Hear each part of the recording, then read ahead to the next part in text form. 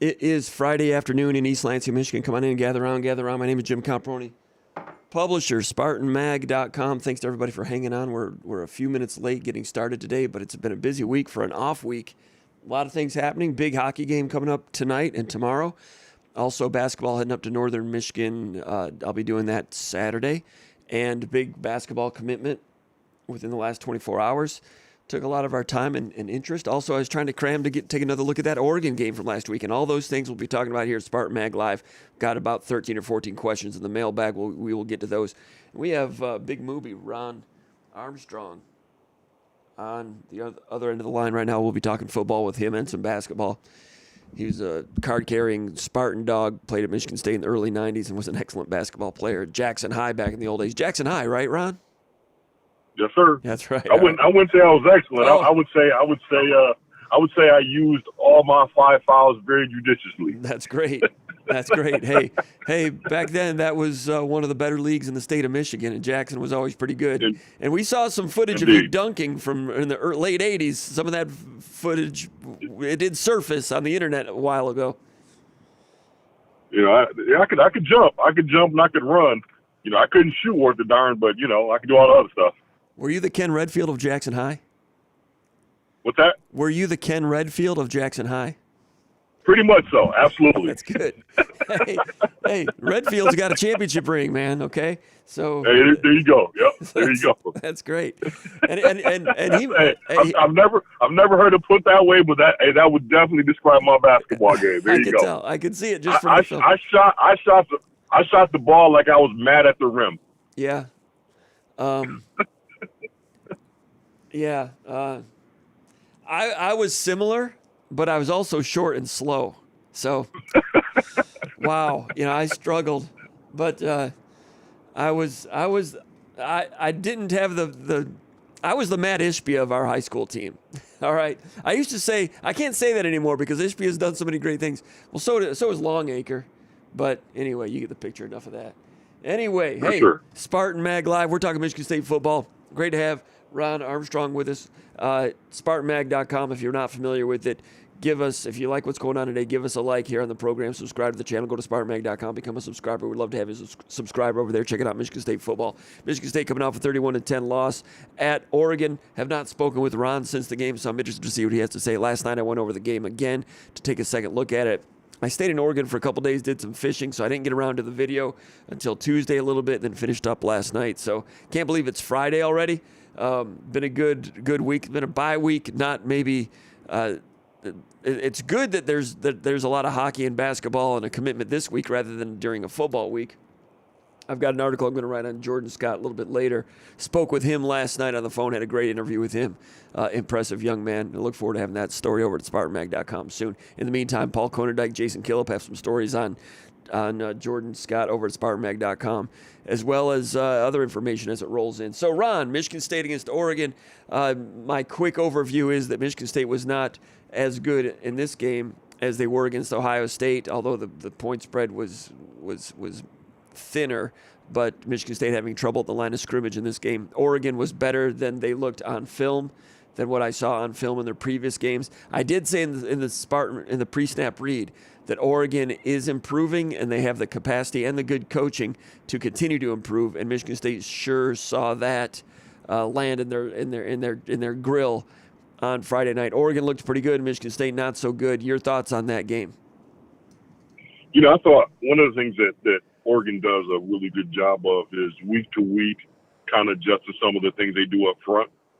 And I don't think our kids adjusted to some of those things that they didn't see on film going into the week, the prep leading up to it. But, coming out of, I think we're in this stage of the game. I mean, we're 3-3 going into the bye. You got a chance to get in and self-scout yourself and, maybe heal up a little bit and take inventory of where you're at thus far of the season. But as far as that Oregon game, I thought some of the, you're right, some of the momentum, I thought some of the Christmas we saw, some of the, the efficiencies we saw on offense against Ohio State we didn't see. But I think a lot of that had to do with some of the different looks Oregon threw at our offensive line, covering the center. Sometimes they would cover the center and cover, three linemen leave two open, and then bring a fourth guy in. They did some high level stuff. I'll tell you what's really cool about that though is when you face something like that going into the bye week, you got a lot of time to get in that film and kind of figure out, what caused you trouble. Because you better believe you're going to see that again later on in the season. If it's on tape and it gave you fits, you're going to see it again.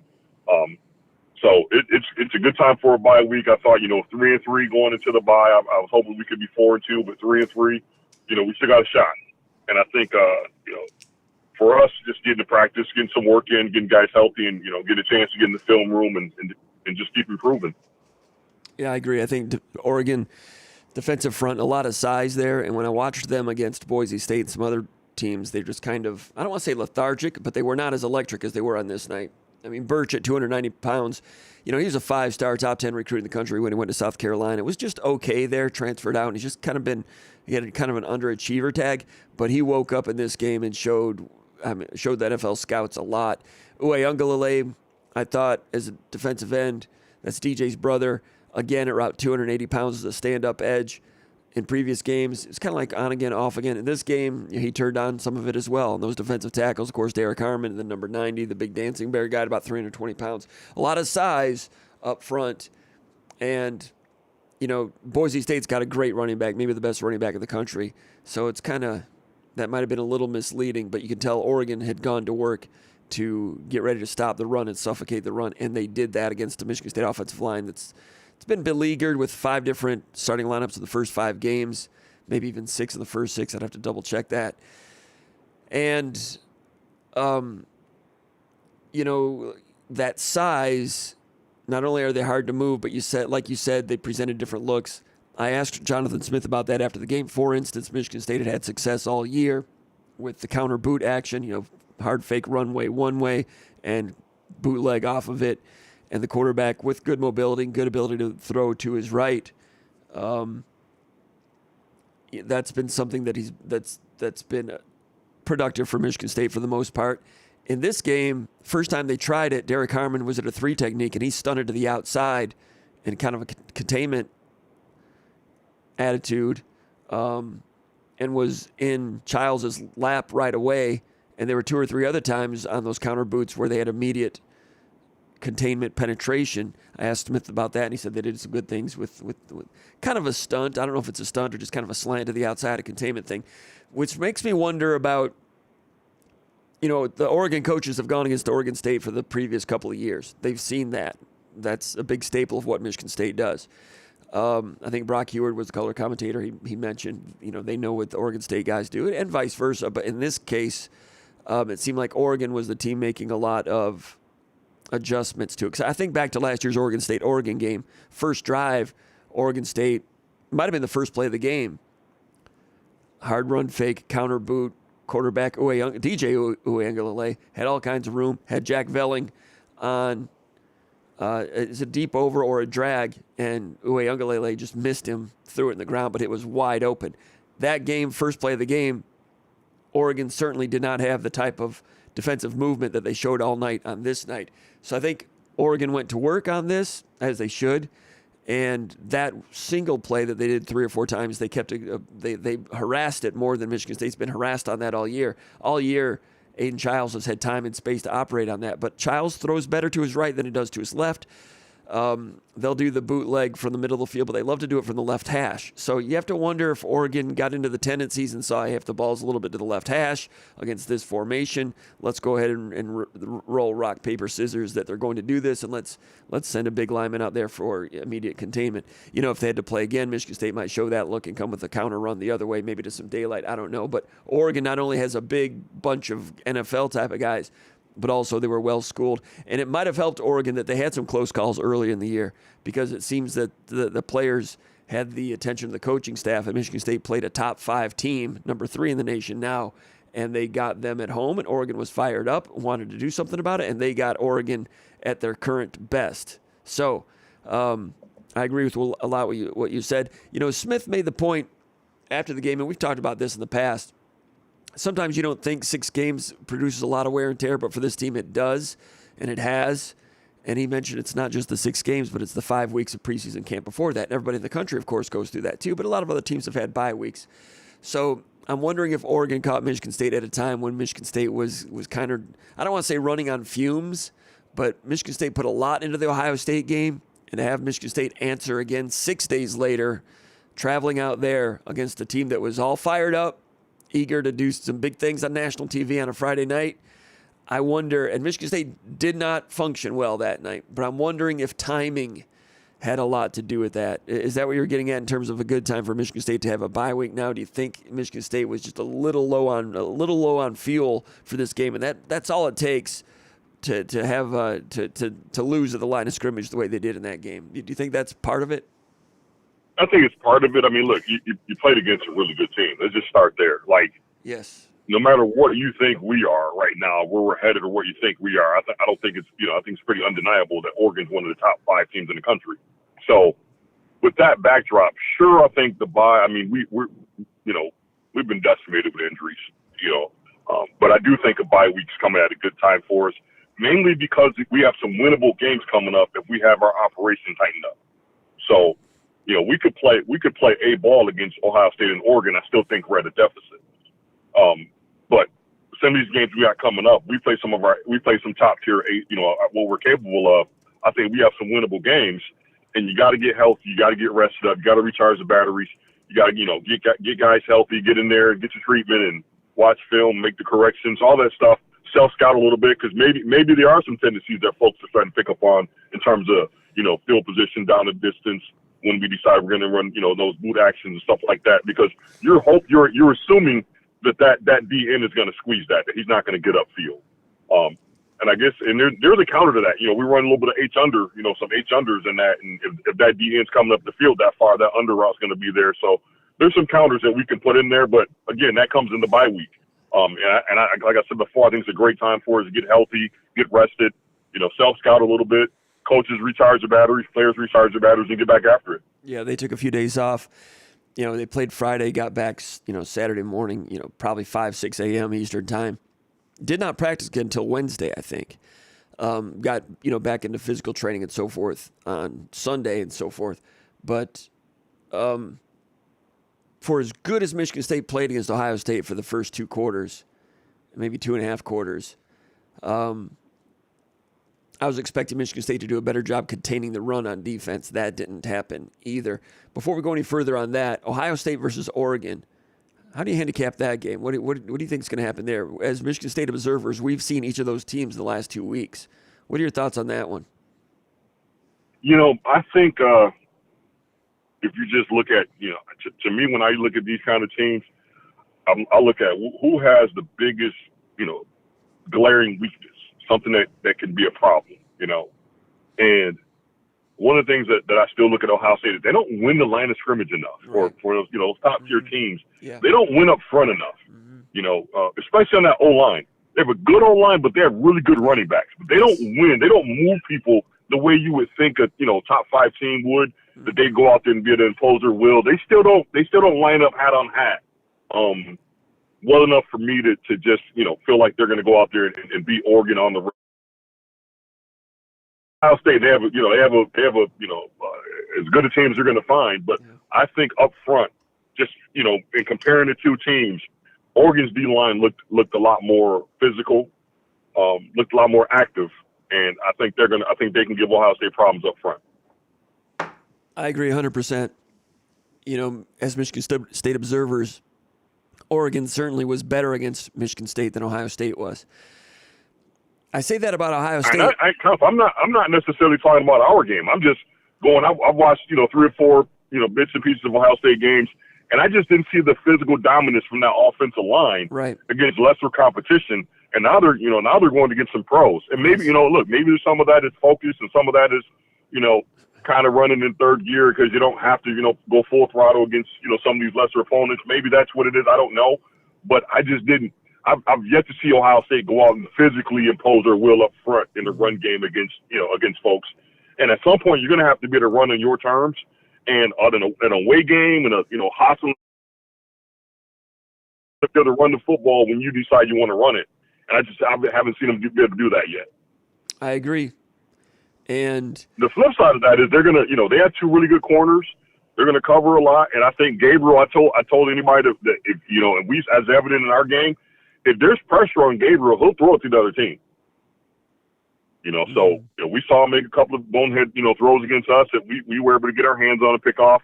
And I think Ohio State they're going to have a chance to get a couple, but just up front, I give the edge to Oregon, and usually games are one up front, so that would be my I agree. The one caveat is there's sometimes when you think Ohio State is a little bit down, they just all get they get it all together. That's what I mean. So we don't know. I don't know how much of that is them not really playing a little down to the competition. I don't know if it's some of that or just they are what they are, but we'll find out. But it just from my 10,000-foot view, it just looks like that Oregon has a slight advantage up front. I would agree. And like I was saying about Ohio State, sometimes you think that they're not equipped and they jump up and should have beaten Georgia that one night. I know this is a different team, but they do have a lot of firepower and they've got a great wide receiver. The quarterback's just been a point guard for the most part. He's not been like a playmaker. Will Howard for Ohio State. But I agree with you at the line of scrimmage. I give Oregon an advantage there, size, and just from what they've demonstrated so far. Now, I say demonstrated, I mean like last week. I mean, if you look at Oregon against Boise State and Idaho, they weren't demonstrating it at that point. So those books are still being written. But as of now, I think Oregon is playing better football. Go ahead. The one wild card is Will Howard in that QB run. I think he's a lot more comfortable tucking it and running than Childs or some of the other guys that Oregon has played. So that one wild card, if there's pressure, he will tuck it and get out of there. And in big games, QB scrambles. I'm not talking about called QB runs. I'm talking about guy escaping the pocket and picking up, moving the chains. Those are to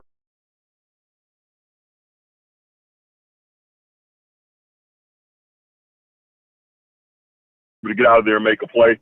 That is the one thing that I will say Ohio State has that you can't necessarily account for. But I still think you're right about that. Ohio State just hasn't. They do play down sometimes, but we'll see. It's going to be a great game. Great atmosphere. It's going to be a great atmosphere. It's a great place to watch football. Ohio State, they attract great atmospheres. So it's going to be pretty wild. And we might only be a few days away from Ryan Day getting a whole different level of heat on him. Maybe unjustly. He wins this one. Yeah. I know you're right. I mean, at some point you got to win one that matters. And I know there's that one at the end of the year that matters, but you got to win one that matters at some point. Mm-hmm. It just can't. You got to win something that matters. And Ryan Day's been a really good football coach. Yes. He's won 90% of his games, but I don't think he has a signature win yet. Yeah. I would agree with that. What's Ryan? They don't have one. I mean, they've beaten Penn State a few times, but their non-conference schedule has been so weak the last 2 years. Then they get in the playoff and almost beat Georgia, but now they're taking on an Oregon team that was recruited for the most part by Cristobal for size, like SEC size. He had some top 10 classes, and they're starting to look that way now, and they've fortified it with good. Oregon has with the transfer portal. And they're in good shape. And if Ohio State does win this game, they might not get enough credit because if you beat Oregon at Oregon right now, that's terrific. Michigan State unable to stay competitive in that game. Michigan State against Oregon also unable to stop the run. And I went back and looked at that again last night. And my takeaway is that even when Oregon was running the ball, Michigan State remained with two safeties deep for the most part. They were not loading the box with an extra safety. So when Oregon went with one tight end or two tight ends, if they had one tight end, that's six blockers, that's 7 gaps. Michigan State mostly for the most part would have 6 in the box against that. If there are 2 tight ends, that's 7 blockers, that's 8 gaps. Michigan State would have 7 in the box against 8. They were a gap down most of the time. So the safety would be the extra guy coming in late because he was deep. And I don't say that was a strategic blunder. I think that was a strategic choice. First and foremost. Yeah, you got to pick your poison. Yeah, you got. Here's the thing: make teams go the length of the field. Yeah. I mean, in in any sport, you give up a home run, you give up a quick over the top big play in football, you're gonna lose most of the time. But if you make teams drive the length of the field, anything can happen. And I was watching the game, and I kid you not, Cop. I was watching the game, and Oregon would rip off a 21-yard play, and I'm like, score didn't change. Get in the huddle. That's right. Uh-huh. Sometimes you got to understand that they got good players. They're going to move the ball, but the score hadn't changed. Mm-hmm. So, some of that frustration, we weren't able to stop the run, great, but at the same time, it's not a scoring play. So I think that was I don't have any issue with that approach, because I'm not going to give up big plays. We can we want to be sound. We don't want to give up 20-yard rip off, 20-yard runs, but at the same time, that's not a play you're going to lose the game per se on, that the guy ran for 20 yards. Yeah. Because it's not a scoring play. So I personally agree with that. You got to mix it up a little bit and try to pick your spots where you might get late. You might be late to the box with the safety or something like that pre-snap. But I think all in all, you don't want to get the doors blown off you right away, because you're out there. It's a tough crowd, hostile environment.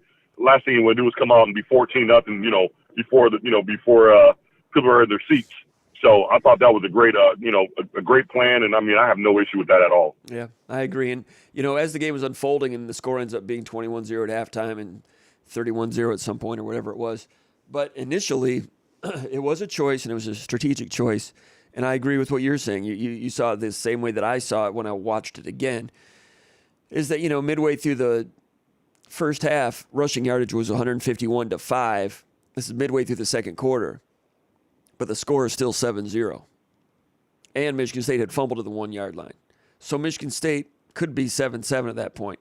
So Michigan State was giving up chunks on the ground, gain of 12, gain of 15, gain of 11 at an alarming rate, doing it with two safeties deep, reacting late to the run. And in order to win in those situations, you need to be dominant up front in your front seven. If you can stop the run with the standard number or less, it takes some great players to do that. Michigan State's got some good ones that maybe can get it done against some teams, but not against Oregon, whose offensive line really came loaded for bear and playing well and executing well with a good running back. And Oregon was not repeating many plays. There were different versions of pin and pull and some counters and some inside zones, but when they went to the air, which they didn't have to do early on, they rarely repeated plays. I mean, they clipped off that screen pass out of nowhere for 60 yards and did it really well. And that was against a deep dropping zone and a 2-minute drill at the end of the half. But Michigan State was shortening the game. It's midway through the second quarter. It's 7-0. Yes, Oregon was driving. And yes, Michigan State was getting turnovers in the red zone. Malik Spencer with a turnover interception first drive of the game. Charles Brantley with a really good interception on that out route, closing speed to get that one at the 2-yard line. And Oregon's moving the ball but not finishing, and Michigan State's giving up run plays but no big plays and getting turnovers, and that's why it's 7-0, like you said. So it was a strategic choice. So, first play of the game, Oregon went deep, if you might remember. They went right to Tez Johnson, number 15, a speedy slot receiver, and they put him in the slot, match you up with a safety or a nickel, and they try to see if you can handle the drag race right away. And he beat Angelo Gross, who's been beaten up. I mean, I'm sure Oregon knew that. So first play, they have Tez Johnson in the slot. Angelo Gross is starting in the slot. Michigan State's not going corners over. They have Gross on him. They're going deep, and he beat Gross by 2 steps. And Malik Spencer coming over the top, interfered with him, no flag, but that showed what Oregon had. And maybe, Michigan, Oregon's going for a shot there, going for 7 points or a big play. But even if they don't get that set up the run as well. So, but Michigan State was willing to do that. They're like, okay, we got to keep 2 safeties deep because they have scary receivers, not just him, but the other 2 are probably NFL guys also.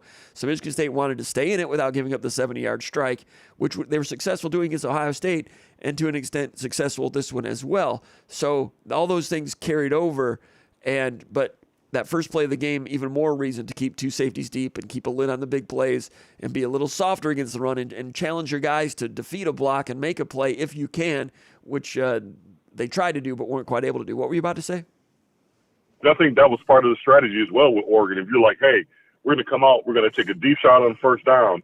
If it's incomplete, we're still serving notice that, hey, man, our guy can get out here, he can rip it, and our guys can run. So, that play, it's successful regardless of the outcome because it's going to impact, our approach. We saw, I'm sure our coaches in the press box saw that he was open, and that probably crystallized our decision. Hey, you know what? Let's stay too high, and we'll live with them running the football. We'll try to come up and put pads on somebody. Maybe they put one on the ground. And I mean that's I have no issue with that approach. Now, I say the flip side of that is, you are outnumbered up front, but I do think Oregon did some. You said they didn't repeat a lot of plays. Yeah. They didn't, but sort of. They had some wrinkles, like they would run a play and then run a wrinkle off of that play. Mm-hmm. So they stretch in different ways. I don't know that they come out and necessarily overwhelm you with just physical ability. They do a lot of different, like it's a lot of eye candy with ability. So like they're moving around, they shift a lot, their formations are different, and you got to be disciplined and you got to be really good. So what Oregon really does is they are good at isolating individual matchups. It's kind of an NFL way of playing. You know, they'll move guys around and they'll find those individual matchups that they can win, and they'll just keep exploiting those all game. Mm-hmm. You know, they found out they could run to their left, our right, and they just ran that way all night. Uh-huh. Yeah, and they're good. They were better than I expected them to be, and I expected Michigan State to be more competitive. But again, I think the wear and tear of when Michigan State played them and where they played them had an impact on that, playing them the week after Ohio State on the road, all those things. And Oregon was good, and that's the way it was. I went back through the game, and it's not something that I wrote about after the game. Sometimes I look for a turning point. Sometimes a turning point is not as obvious when it happens as when you go back over it. But I found a little part in the game. And of course, Oregon was the better team in establishing dominance in the line of scrimmage. But about 9 minutes left in the second quarter, it's 7-0. Oregon has taken over the line of scrimmage, but it's still just 7-0. And this is after Brantley's interception at the 2-yard line. So Michigan State has the ball back. They get a first down. They're driving from their own 2. It's 3rd and 3 at the 21-yard line. Oregon blitzes. And Michigan State, which had problems with pass protection at times in this game, protected long enough for him to make one read and get his feet set. Throws an incompletion. Well, he didn't get his feet set, but he had time to. But he might have been a little antsy with it, talking about Childs. Incomplete to Montori Foster. Foster's running like a little whip route, return route, and he throws it behind him, incompletion. They have to punt. They get the ball, score, get it again, score again, 21-0 at halftime. But at this point, it's 7-0 after the interception, and Michigan State unable to capitalize on that spark of momentum. 3rd and 3, and Foster's open on a little whip route. If you complete that, maybe you burn a little bit more time, and maybe you get a little more time and field position and punt it to them. And maybe it's only 14-0 at halftime. You're still going to lose unless Oregon makes big mistakes, which they were not doing after the first 2 interceptions on this night. But unable to capitalize on that momentum. Foster was open. Childs never quite got set. Stanton Ramil was going against Birch there at left tackle, and Ramil did good, did well enough considering it's a 6-man rush, and Childs was not quite able to step up in the pocket. Difficult for Childs to make that play in some regards, but a play that when he looked at film, I think Aiden thinks he can make that play. That was a 3rd and 3 at their own 21. So Oregon gets the ball. They drive it down. They get to 3rd and 4 at Michigan State's 17-yard line. They do a quarterback design keeper for a gain of 12. And this one was, Oregon, like you're saying, matchups. And they in some regard, they can they can load it up and run counters and just make you stop it. But then they've got a lot of good offense in, and they're going to use it, like that screen pass. Well, this one, It's 3rd and 4 at the 17-yard line. They go 5 wide receivers. I mean, one of them's a running back, but they go empty with the quarterback. And it's 3rd and 4 at the 17. Michigan State is still kind of 2 deep. Actually, Michigan State was 1 safety deep because you have 5 offensive linemen. That's 6 gaps. And Michigan State's got, players in the box for. It's empty, so Michigan State's one-on-one on those 5 guys across, and there's 1 safety deep. So to host all 6 of those gaps, you would have to have a safety, the 1 free safety in the box and play a 0 coverage. If you want to go 5-on-5 across the board and have a man for every gap. That's what Norm Parker used to talk about. He says, "Man, they don't give us enough players on defense. We actually need 12." And Norm, right. he always thought right. that. But especially once the QB run became part of the football, absolutely. Exactly, and that's what they did here. Quarterback design keeper, and he gains 12 on 3rd and 4 down to the 5-yard line. I'm like, how do you stop that when you're outnumbered in terms of taking on blockers, and you have to man up? And you probably have some man-to-man disadvantages somewhere in those matchups. One of the wideouts was a running back. He comes in motion and cracks your defensive end. So your defensive end, Anthony Woods, he can't get over the top. You have to do a scrape and replace there with Wayne Matthews. Matthews is a little slow to see it and didn't quite get it as he turned the corner. But when the quarterback is doing a design run, he's not having to hand the ball to anybody, which makes the offense lose a guy. It's a designed keeper, like when Shoelace used to be really good at Michigan with the design keepers. It's a +1 situation, and Oregon does enough things that are difficult to stop, and when they can do that to you on a 3rd and 4 in the red zone, it's like, man, how do you basically have to go zero coverage and run blitz that thing, but then I think you got to just guess right. Yeah, some of those things with Oregon, you just got to guess right. You know what I mean? Just or live with. Honestly, sometimes you got to call what you want to call and just live with the results. Sometimes you just got to, hey, you know what? This is what we're going to call. If they score, they score. But we're going after them. Sometimes as a DC, you got to call what you're going to call and just be able to live with it. Because sometimes the bull gets you and sometimes you get the bull. Sure. But to your point. They stress you in a lot of different ways. I mean, like I said, they stress you in a lot of ways. I mean, they can run the football, they can go QB run. Quarterback's accurate enough as a passer. I don't think they ask him to make a lot of pro throws and in low percentage throws. So, but he's accurate enough, and and they're efficient. I don't remember them having a ton of penalties, but exactly. They did it. They weren't very they were inconsequential in terms of the outcome. But, they're pretty efficient. They were able to overcome 2 red zone turnovers. So, I mean, again, a really good football team, and we're in our infancy stage of rebuilding our thing. So, these things happen. But back to the point I made at the beginning of getting on here is it's a great time for a bye because we're going to start playing some opponents with similar talent. They may have a little bit more, a little bit more of their culture in terms of what they want to be as a program already embedded because the coaches have been there longer. But in terms of talent and what we're going to see opponent on the other side, facing us on the other side of the field, some of these guys are we're pretty similar. It's a 1 or 2 play game, and I think that should be exciting for our kids. You never want to admit defeat, but when the deck is stacked against you. We knew there was a tall task going against Ohio State, Oregon. These next 6 games, there's some winnable games out there, and let's get healthy. Let's get in the film room. Let's figure out what we can execute efficiently. Let's figure out where the deficiencies are and what we can overcome right now with the roster that we have, and let's go out there and try to win some of these. I think it's a great time for it. Absolutely. One more thing about that Oregon play I just mentioned, that quarterback keeper. They got the running back coming in and cracking your defensive end, so linebacker Wayne Matthews has to do a little scrape replace to replace where the running back was coming from. He gets out there, and it's a left tackle waiting for him. Meanwhile, you've got Ed Woods at corner, kind of at the point of attack, and the tight end, Ferguson, is on him. Ferguson's like 270 or so. 260. Both of those, it's tight end against Woods. It's left tackle against Matthews. Michigan State is at a 60-pound disadvantage on both of those blocks, and they just kind of road grate those guys down the field. And it has to be the one single safety over the top finally gets them out of bounds at the 5-yard line. Just a basic play. It's a middle school play. It's a quarterback keeper, but with what they do, it's just hard to stop. But like you said, you just line up. They didn't score, but 1st and goal at the 3, they get stopped. Now it's 2nd goal at the 3, and Michigan State's in there with 5 defensive linemen, goal line defense, and they just run a little counter toss. And the running back, walks in. The tight end, 88, erases Darius Snow. And Halliday's not fast, sideline to sideline, get him over the top. And they get in. But Michigan State, inside the 5-yard line, the run defense, usually they didn't just die, inside that 5-yard line. They were pretty stiff there a few times, had to score on 4th down. They continued to play hard. What were you about to say?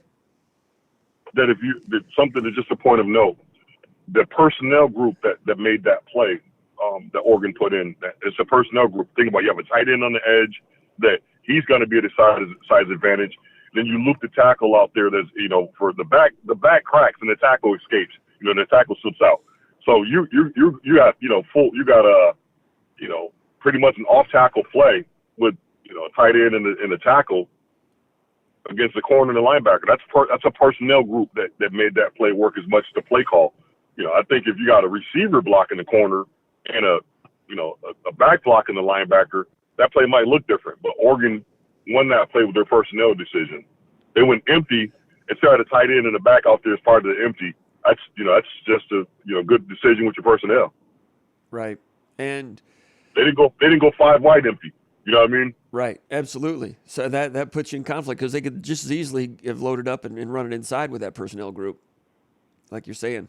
And I think I bet you, and not not for nothing, I bet you if we went and we showed a different look on that, they would have just shifted the running back into the backfield and ran the football out. That's probably a technique we called with that personnel. They had another play call on with that personnel group. Right, sure. What do you make of this? Oregon rushes for 192 yards in the first half, 8.3 yards per carry. We talked about that. Michigan State made a choice, 2 safeties deep. Second half, Oregon rushes for 21 yards, 1.5 per carry.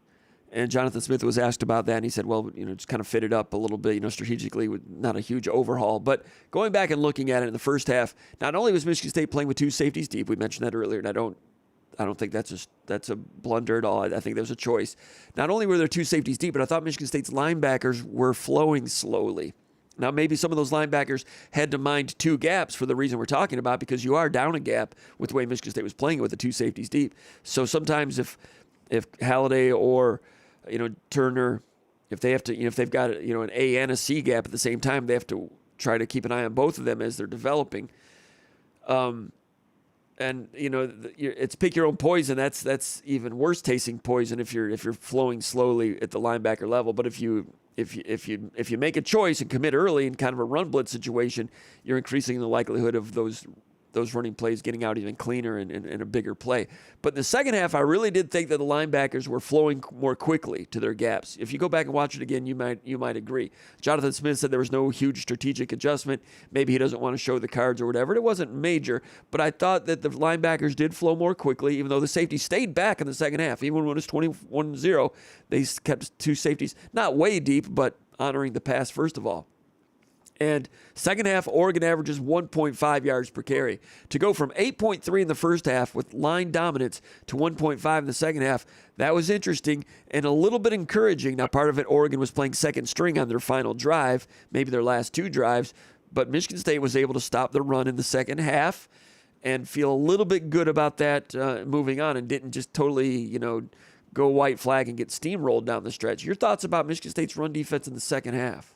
And the linebacker flow, the linebacker's slow flow in the first half. I don't know if you detected that or not. I think I don't know.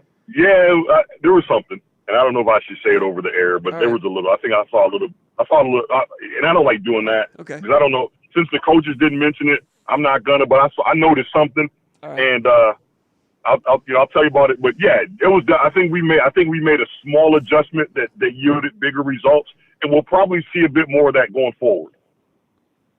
All right. So Michigan State, go ahead. So yeah, it was just a small wrinkle that I noticed, and when I first saw it, I was watching the film. I figured it was somebody was misaligned, but no, it was All right, and we'll delve into that further as the season goes along. But anyway, good for Michigan State that they stood up against the run in the second half. Not a bad thing, I would imagine. Would you agree with that? Absolutely. All right. So Iowa hung with Ohio State for a little bit, but ended up losing 35-7. I've not watched that game yet. Prior to that, Iowa with a rivalry victory at Minnesota, 31-14 on September 21st. Now Iowa plays at home against Washington. Washington coming off a big win against Michigan. Maybe a good time to face Iowa. Like you said, Iowa's a program. You know what you're going to get on defense. They have a lot of returning players on defense. Is the defense still as good as it was last year? I've not studied it yet. Offense continues to have problems. But in terms of when and where to play Iowa, Michigan State's going to be coming off a bye week. Iowa's going to be coming off 3 straight games against Minnesota, Ohio State, and Washington. So the when is good for Michigan State coming off a bye week. The where is good for Michigan State in East Lansing, Michigan. And for Michigan State to get back ahead of the course and get back to par golf, they got a chance against Iowa.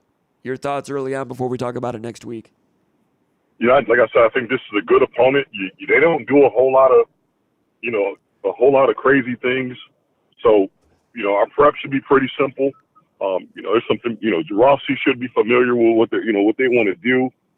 He should have a pretty good game, pretty good idea of what, how we're going to approach that. Really, it's just one of those games where we got to put on 2 chin straps and, put your mouthpiece in and be ready to hit somebody, because Iowa's not going to try to trick you. This is a toughness meter where we're at tough, with our toughness right now as a program. So again, it's a great opportunity.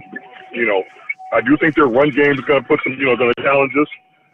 I don't anticipate us playing a lot of too high. I probably would do it early just to see. Like I would come out too high to see if we can handle them up front. Uh-huh. And if we have to adjust, we will. But I don't think that's one of those games where we have an opportunity to go out there and get a win. It's the timing of it is right, where we're playing is right. So it's just up to us to go get it done. Right, and to put it another way, Michigan State and every coach on defense, they try to make the opponent one-dimensional. And like Jonathan Smith said, couldn't do that against Ohio State. Too much pick your poison, too many weapons in the run game and the pass game. Same thing with Oregon. Well, Iowa is already one-dimensional. So that's why you're saying maybe you can be able to go one safety high and stack up to stop the run if you have to play that card at some point. Maybe you start off with the two high and go from there. And the opponent after that, Michigan, same type of thing. They're already one-dimensional unless Tuttle can, funnel what he did and harness what he did for a couple of drives at Washington over the course of 4 quarters. If he's unable to do that, then Michigan remains one-dimensional, which Michigan State, coming after these 2 difficult midterm exams they just faced, these 2 tests coming up are more manageable, more passable, beginning with Iowa. It's going to be a big one. Michigan State's got a good chance to make people, to put a different definition for the second half of the season. And too bad it's a night game. I mean, maybe the weather will be good. Maybe the atmosphere will be great. Walking around town here, weather is so great here in September and October. It was the best September weather I've ever seen in my lifetime in the state of Michigan. And October's been great so far also, mid-60s. Walking around yesterday, I'm like, man, this is perfect football weather. And we just don't see those noon 1 o'clock Saturday kickoffs anymore. And regrettably next week. Beautiful weather. It's beautiful football weather. We're not, absolutely. So it's going to be a night game. Hopefully it'll be,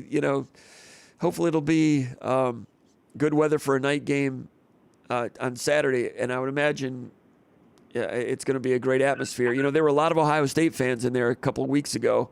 And prior to that, the other games like the opener against Florida Atlantic, there was the lightning delay, which delayed fans from being in there. So I don't think Spartan Stadium has really been all in yet for various reasons thus far this year. And for the sake of the new players in the program and the new coaches, you kind of like to see them see Spartan Stadium lit to its capacity. Maybe it will be that way for the Iowa game. I thought it was interesting and unfortunate that the Ohio State game did not sell out. Like even Ohio State fans didn't snap up those last remaining tickets. And I think that's partly due to we're seeing some fans just kind of step away from college football a little bit across the country. And in the main pockets of college football, it's still going to be strong, But I think the Alabama-Wisconsin game didn't sell out at Camp Randall, somebody was saying. So I don't know if there's a bigger recession going on there in terms of college football interest. I mean, the TV ratings are still high, and that could have an impact on tickets being sold. But the Ohio State game did not sell out, and I think that's symptomatic of something that I'd be concerned about a little bit if I were in the ticket selling business. But I'm kind of hoping, for Michigan State's sake, that there will be enough interest to fill the stadium and show the new players and the new coaches what Spartan Stadium can look like. But I'm not sure, Ron. Do you have any thoughts about that? A bigger picture? I think that Saturday night game, there was a lot. There was a Georgia-Alabama game on. And there's a lot of stuff going on. And now there's so many night games, I think you lose some of the coolness factor of it. Absolutely. I think it was cool when it was a few nights. Now everybody's playing night games. It's just another, So I think it's cooler now to play. You said to play a noon kickoff on Saturday in Spartan Stadium. I think we need more of that. But the Big Ten sold its soul with this huge contract that they want to make sure that they want to make sure they had a bigger contract than the SEC, and they got it, but it's at the expense of everyday fans. It's just like Coach Perlis used to say it all the time. It's the golden rule. He who has the goal makes the rule. So exactly. Right.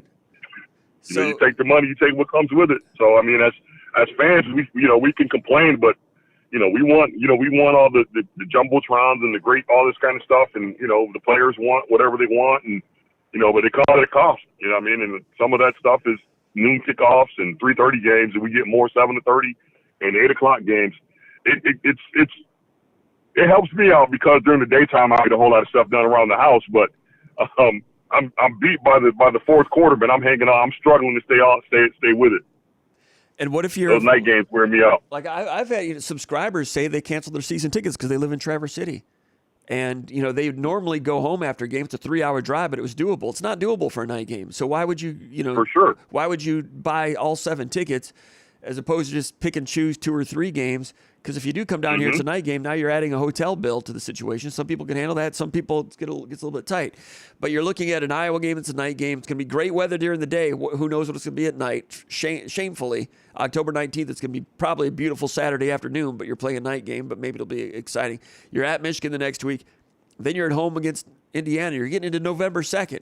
Then it could be cold. And then your next home game is against Purdue, a Friday night game. On November 22nd, not ideal. And then your last game is the Rutgers game Thanksgiving weekend, which has always been a tough ticket to sell, even when they played Penn State and other teams. Really a tough ticket because the weather's cold. And like you said, there's other games on that day to watch on television. Michigan State's fan base, like a lot of fan bases, they've got a rich tradition of tailgating, and it's a tailgating fan base in a lot of ways in terms of fans love to come back to campus, see old friends, tailgate. That's a big draw for people to actually go to the game. By the time you get to November 30th, everybody's had tailgates. They've seen their friends. They don't necessarily need to go back and watch a game when it's 21 degrees out. So the Rutgers game, it's hardcore football weather, and I got great respect for the people that go to those games. But for the average garden variety fan, how many Saturday afternoon games at Michigan State were they given this year? Will they be given this year for home games against Big Ten teams? The answer might be 0, depending on when the Indiana game gets scheduled. Because the other ones, Florida Atlantic, it was a night game, Friday night. I like that at the end of the summer, Labor Day weekend. Prairie View, September 14th. It's not a conference game, but, it was what it was. Home game, Ohio State, night game. Home game, Iowa, night game. Hey, wait a minute. Wasn't the Prairie View game 3:30, though? 3:30. Yes. Iowa game. We haven't had a noon kick yet? No. So wow. Indiana and Rutgers are going to be the only 2 chances of that. And like I said, Rutgers is a special situation also because it's holiday weekend. People are coming and going. Students aren't around. It's cold. Tailgating season is over. All of those things. It's always been a tough ticket. So that one is kind of its own element anyway, which I think might as well play that one at Ford Field. I think that when Michigan State gets game 12 at home, move it to Ford Field for the reason just mentioned. However, if you do that, you're taking away another. I'm kind of conflicting my own argument here, but by the time you get to November 30th, move it to Ford Field. And the Detroit Lions want that to happen. I've talked to people at Michigan State. We went down last year. And while the game was terrible, we had a great weekend. I mean, yes. My wife and I made a weekend of it. We stayed downtown and had some great dinners and stuff. We had a great weekend. Yeah, and like I said, the game wasn't great, but the environment was fantastic. Yes, the game was the worst possible scenario, worst possible, and people still had a good time because Detroit's a nice city. If people haven't been there in a while, it's back to being a major metropolis action city. It's fun, and I was. Originally when that game was scheduled, I was very skeptical. I was negative about it. But after going there and seeing it, hearing from people like yourselves, I thought it was a success. Also, it's good because I think it's an alternative to what I mentioned earlier. Game 12 at home has always been a tough ticket. I mean, the stadium increasingly, when they played Indiana 2 years ago, when it was like the coldest game in the history of Spartan Stadium, they closed down the upper deck because the water wasn't working up there, right? So, it was. I was at that game, and it was cold. It was. I've been to some games that's been cold in the stadium, but I think that's as cold as I've ever been. And I had on snow pants and layered up, and I was still cold. It was windy. And we were up that was a wind chill around 0, wasn't it, or below? Yeah, yes. It was really bad. Like I said, I don't think I've ever been that cold in the stadium. I've been at games where it was rainy and cold or snowing and cold. That one was the coldest I've ever been to, and I agree. Even to me, even I think just make it a an annual deal on our last home game if it's that Thanksgiving weekend game, if it's home, yes. We're playing in Ford Field. People can plan for it. It can become a holiday event. I mean, I agree. It can become a mini bowl game if if it's something on the line. You're getting kids like preparing them to be able to win off-site games too. There's all kinds of mind games going on. So, I think you just make that a part of the regular calendar and regular schedule, and now folks can plan in advance. Imagine if 2 years in advance, you have family coming in for the holidays. They know it's a, an event you can get to. Even if you're not going to the game, you can go downtown and do dinner in Detroit. And absolutely. And there's a lot of Michigan State people that live abroad or throughout the country who are back in the state of Michigan that weekend for Thanksgiving weekend. So they're back in the Detroit area. And I say it should be on Black Friday night also, because people go shopping or whatever. Oh, we got Thanksgiving on Thursday. What are we doing on Friday? Nothing. Let's go to the game. I think it's an easy sell, and I think it's good. And not every year, but only when Game 12 is home. Because every other year, Game 12 is going to be on the road. So not quite every year, but often enough. Exactly. And it becomes this, and the players would rather play that than a cold game at home. They were happy to be down there playing in an NFL environment, so you can recruit to it a little bit, get you down into Detroit. I think it was a success. I talked to Alan Haller about this a little bit before the season started, and he's open-minded about it. And like I said, the Detroit Lions want to make it happen. Now the MHSAA, would they, they'd have to be a partner in this like they were last time in terms of adjusting their schedule. But I think it can help. It can, in terms of what the city of Detroit already is for Thanksgiving weekend, with the Lions playing on Thursday and the state playoffs on Saturday and Sunday. You put Michigan State in there on Friday every other year. I think it'd be great for Detroit, and I think it's good for the players. I think it's a thing you can recruit to a little bit. And what are you giving up? You're giving up a November 30th home game against Rutgers when it's going to be freezing cold, and tailgating season is over. So I think that's a good one. Exactly. That goes against what I was just saying a minute ago, that there's a shortage of afternoon games at Spartan Stadium. But by the time you get to November 30th, that part is kind of mitigated a little bit. So I'm just complaining about everything. I guess I'm the old man yelling at the clouds. But yeah, I mean, the Purdue game on Friday night, November 22nd. Gosh, that's asking the fans. That's a crime. Tough. That's a crime. Tough. That's tough. I hope we're 7-4 or something like that. You know what I mean? It's terrible. I hope I hope there's still something left to play for. Yeah. For the fans as well as our team. Just if we're going to that game, we're 4-7. Right. That becomes really, really ugly. So I just need us to have something to play for. Going to that game with something on the line, I think that changes that significantly. And Michigan State, it's not their choice. It's the choice of the television networks. Michigan State is, Guskowitz said he doesn't want to do this, doesn't want to have these night games on Friday night in November, but it's not their choice. So Iowa games is night game. The only game this year where you can have like a fall weather type of game, but November 2nd, the leaves are usually gone, is that Indiana game, and that's going to be a big one in East Lansing, but we don't know what time that game is going to be either. But there's a chance if that one's a night game also, then you end up a whole season with no, afternoon, autumn Big Ten games at Spartan Stadium. And you talk about you're talking about giving fans a reason not to come back. You're just giving them more and more reasons, and that's a dangerous situation. Yeah, that's pretty tough. That's pretty tough. That you don't have any day games, home day games.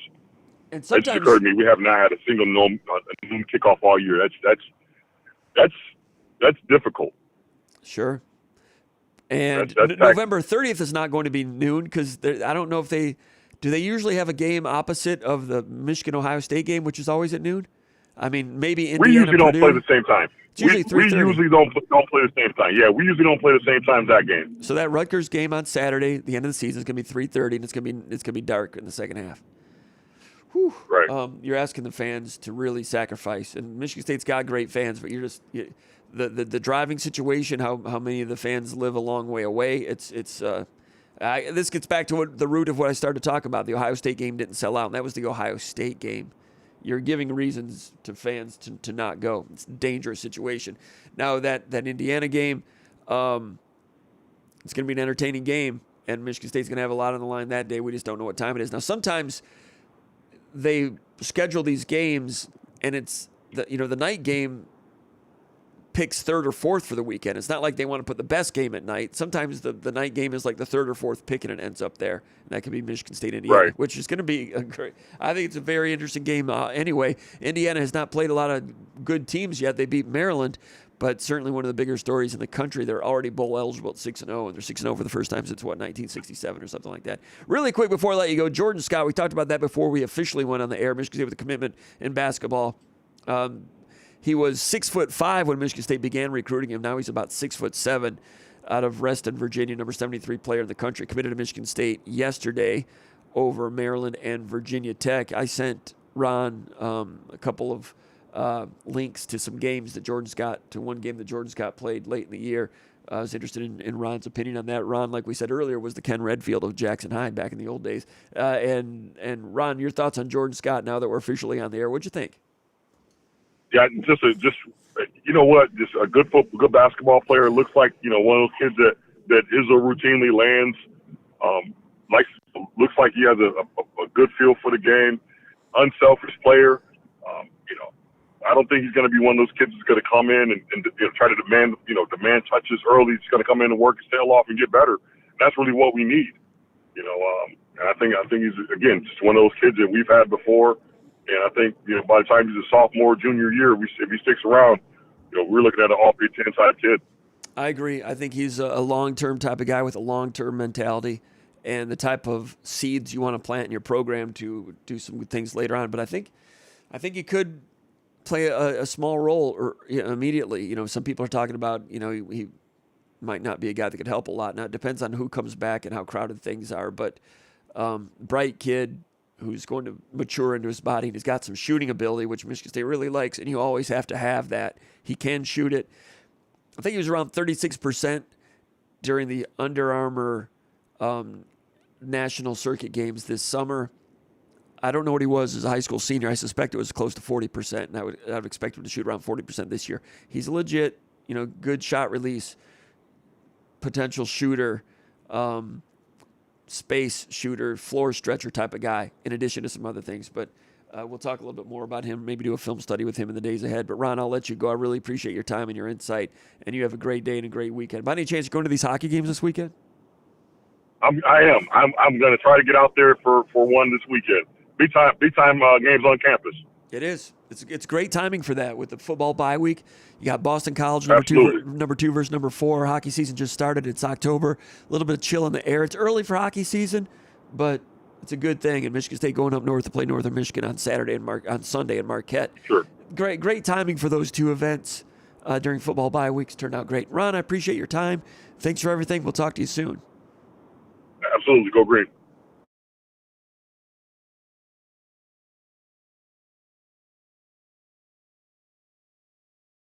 We certainly appreciate having Ron Armstrong with his insight. Let's go over here and check out the comments. Matt Lorich in first. Clark Merrier, Desert Sparty, Old Tuck, the bell cow. He's here. Matt Lorich says, how does one become the bell cow? Is it assigned or is it self-appointed? It was suggested, but I've gone along with it, and there's no question that Old Tuck is the bell cow. He's the bell cow, Old Tuck. He's a good one. Appreciate him. He'll rebound it, and he'll outlet it. He'll do all the dirty work. Good to have Helderman here. Tom Helderman and Tanya checking in. Good to see you guys. Hope you're doing well. J250cc says, I told you guys to get Urban Meyer. Now Michigan State is stuck with Jonathan Mid-Tier Smith. J250cc is not bullish on Jonathan Smith, and I don't think he's very friendly, but we appreciate his opinion. Some of you may not. Let me know if you don't appreciate it. Old Tuck says he's the big toe. Rob South is the big toe at the show. Matt Large having trouble with his spelling. It's understandable. Make the best of what's around. Biggest Michigan State OOC out-of-conference regular season home game in my lifetime is tonight. Yeah, it's great to have Boston College on campus. Biggest out-of-conference regular season game in the lifetime of this particular fan. So I can see that for sure. I remember back. Yeah, Michigan State, since the Big Ten has started, it's the back 3 quarters of the schedule is so tough in the Big Ten that you kind of want to schedule some wins if you can. Michigan State, ambitious last year in hockey to schedule at Boston College, lost some games to a very talented team, but it was good to see what they had, and that helped them build as they moved forward. Like I remember back in the 80s, they'd bring in teams like Maine. I remember Maine coming in for 2 way back in 87. So it's going to be interesting. I'll be there for Friday night. Saturday, I'll be driving up to Marquette, so I'll miss Saturday. All right, Tim Ridinger checking in from Ypsilanti. Number 6 checking in from West Branch.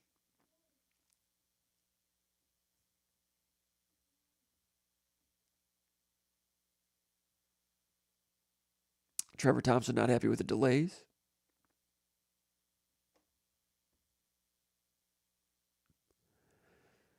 Tom Helderman says you fished the Willamette River while you were in Oregon. No, we fished the Fall River.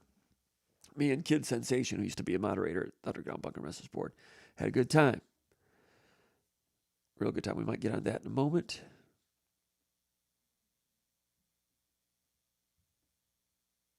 All right, so I've gone through all the comments. I understand the comments are brief. People are getting out of town, getting into their weekends already. Let's go over here to the mailbag. Now we're going to the mailbag portion of Spartan Mag Live. That's your favorite portion of it, I think. I asked Michigan State fans over at Spartan Mag Underground Bunker Message Board to post questions, and I've got about 14 of them today. We'll be going through those, talking about Michigan State football, a little bit of basketball as well. Jordan Scott. I posted about Jordan Scott a little bit over at the Final Forum message board at SpartanMag.com. I might delve into that a little bit more in a moment. Actually, I'll talk about it right now. Jordan Scott, what is he, number 75 in the country, something like that? I think he's better than that ranking. I think he's a guy that's going to be potentially very good in the future. I compared him as a combination of Cam Christie. Remember Cam Christie, who's a freshman at Minnesota last year. Cam Christie was about 6'5", was ranked like number 112 in the country, ended up having a better freshman year than Max Christie did. I didn't want to compare him to Max Christie, so I compared him to Cam Christie. Combination of Cam Christie and the high school version of Mike Chappell.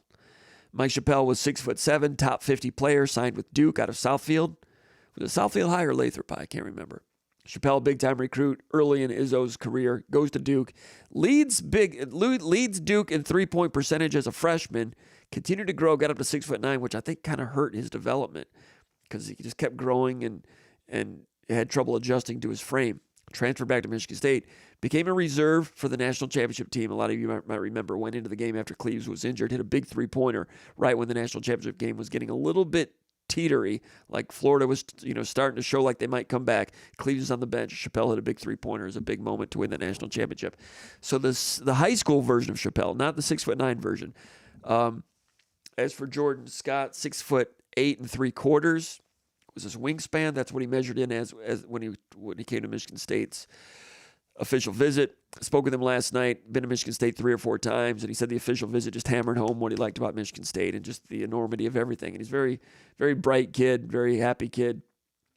Comes from a basketball family. His mom played at Maryland. His dad played at Miami. His mom, when she graduated, was the number 2 all-time leading scorer at the University of Maryland. Grew up playing basketball with his mom and dad and siblings. Competitive kid. You can see him on the court. I watched their state title game, and he's not afraid to direct some traffic. Might not be the greatest highlight athletic guy, but he's a quick jumper. On the glass, he's a quick jumper. Long arms and pretty good hands. So for a thin guy, he goes to the offensive glass. He boxes out on the glass on defense. He's a willing rebounder as a team player, as you'd imagine, as a team-oriented guy. The rebounding piece is pretty good. Defense, some lateral movement, blocking some shots. I think long-term he can play some defense at the wing and be a pretty good one. And shooting is what he can do. And he can put the ball on the deck a little bit. Left-handed, jab, cover some ground with a left-handed dribble. Pivot foot, he'll drag a little bit. Got away with a couple of travels in the state title game. Was not whistled for them, but that'll come as he continues to mature into his frame, which he keeps growing also. So at some point when he stops growing, mature more into his grain, into his frame. That'll help. He's thin right now. He wants to put some weight on, get in the weight room and do those things. He knows the importance of those, but he doesn't shy away from contact. Xavier Booker at a different position was not really aware. Was not self-aware, Xavier was not, at how much he had tried to avoid contact. I mean, he tried to swim without getting wet, Xavier Booker, and it was a detriment to his readiness to play in college, both in terms of defense and boxing out and all those things. He tried to play by avoiding contact. Jordan Scott does not seek to avoid contact. He's not the strongest guy, but he will attempt to put a body on people, which bodes well for his mentality going forward. Program guy, he's going to be a patient guy. I would imagine him being a 3-4 year guy. You never say never. You never know what's going to happen with transfer portal in the future, but I think this is Michigan State planting some seeds for the future, a guy that's going to be good down the road and a plus player later on and a quality program type of guy. So I think it's a good win for Michigan State. I know Michigan State they scheduled 9 official visits in the fall. Some guys were ranked higher, and they lost out to the Harrelson kid from Notre Dame. Notre Dame promised him a shot at point guard. Michigan State wasn't going to do that. There have been some others. The guy that went to Connecticut, Michigan State liked him. Cam Ward, Michigan State's going after now out of Hyattsville, Maryland.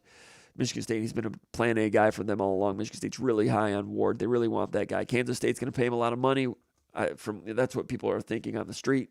So we'll see if Michigan State, if they're going to be able to get him as well. If they do, if they get Ward and Scott, I would think Ward might be more of an immediate guy, but I think that's a good two-player class. In terms of Michigan State, do they have room for 3?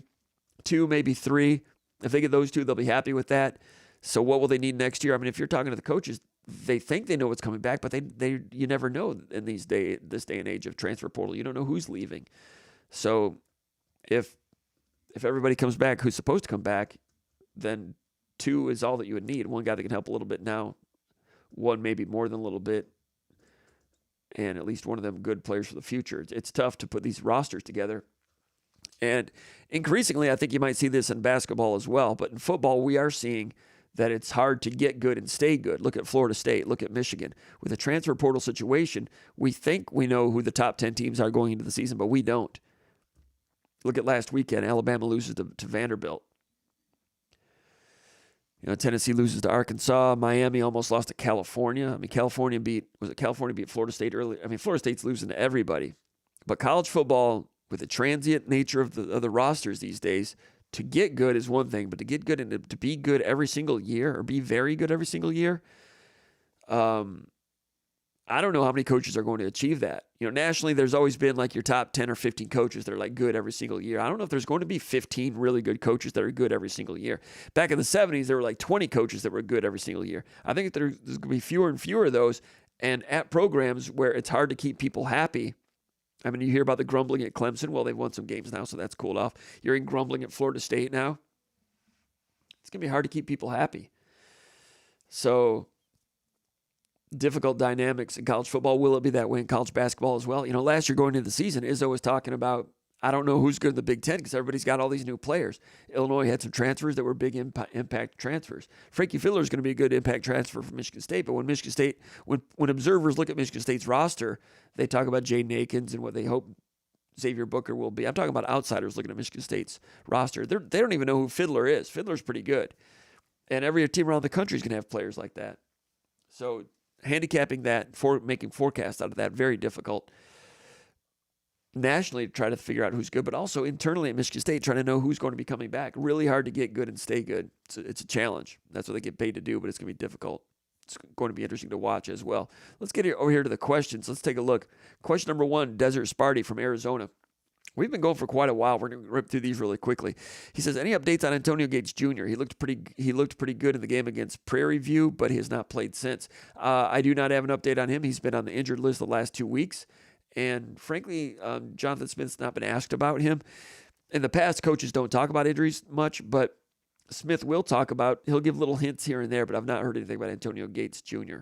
Injury report of the Oregon game, Alante Brown out, of course, Dylan Tatum out, Chance Rucker, and Michael Masunas. Now, Brown, Tatum, and Rucker were on the list, which suggests they could come back at some point later in the year. Because on the official injury list, they didn't list Christian Phillips or Gavin Brocious. They're out for the year. But Tatum and Brown, maybe they could come back. Rucker, maybe as well. Masunas, according to a Facebook post by his mother today, has had surgery, and apparently he's out for the year now. Tough break for him and for the team. Might have been Michigan State's best blocking tight end, was coming along, having a good year. So now Brendan Parachek is going to be getting more playing time. Parachek needs to come along as a blocker. Parachek's got a good future. Fillet's going to be playing more now, and his blocking's a little suspect. Other tight ends, I wonder about, some of the walk-ons. Coyne is over there at the fullback position. They moved him from defensive end. He's coming as a blocking back. Do they move him into tight end a little bit more? I don't know. Jackson Wilson has moved from defensive tackle to tight end. Charlie Baker looks like he's going to be redshirting. He's a walk-on from East Lansing. He was Scout Team Player of the Week last week, but with Masunas out, there might be a competition for someone else to jump back in there. Ade Willie was out last week also. Michigan State did not go very deep at the corner position. They stayed with first stringers late in the game against Oregon. Question number 2, Joe from the Ensemble. On the Ensemble, he says, are there any impact players that might return after the bye week or later in the season? Players that might return, well, Jordan Hall was in uniform Saturday or Friday at Oregon, but was on the injured list as a possible He'll be coming back pretty soon. He warmed up, didn't play. Caleb Coley's a corner we've not seen all year. He's back practicing again as of a week and a half ago. I'm not sure how far along he is in his recovery and whether he'll be able to help or not, but he'll be coming back. But in terms of impact players coming back, like I mentioned, is it possible Dylan Tatum could come back? I don't know. If there's a bowl game, maybe he could. He's only played one game. He could still use his red shirt and play later in the year. I don't know if that's possible or even being planned on, but he's on the injured list and not on the out list. Same with Chance Rucker, so I'll have to wait and see. He also says, kind of an off-the-wall question. This is Joe on the Ensemble. Not from the Ensemble, he's on the Ensemble. So I think Joe right now is on a float boat. He's floating. Drift boat on the Ensemble, trying to get some browns, so good for him. Brown trout. He says, kind of off-the-wall question, the great coaches are fanatics about football behind closed doors. Some coaches like the power, some like the influence, some do it for the money, but the truly great coaches love the game of football. He says, I'm starting to see the signs of that, and Jonathan Smith is one of those guys. What are your thoughts on that? I would agree with that. I think it's a latter category. I think he's a football guy, loves coaching, loves trying to develop players. The former walk-on thing is part of who he is. That being said, he did make a family and business decision to come to Michigan State. So that's part of what he weighed as well. But yeah, he's a football guy, and he's not what some people would call a self-promoter. And I think there's a chance that he could really I think he's impressed with a lot of things about East Lansing.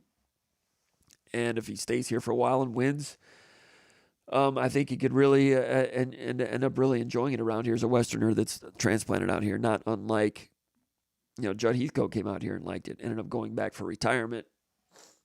But, Oregon's a beautiful state, being out there last weekend. I mean, gosh, it'd be hard to leave that state. They got a lot of things going on, but in terms of wanting to be a big-time coach, Michigan State offers a lot of there's a lot of great things around here, too. And he talks about, I've heard him say on his radio show, he loves the fact that it's a 10-minute drive to work. Don't overlook that.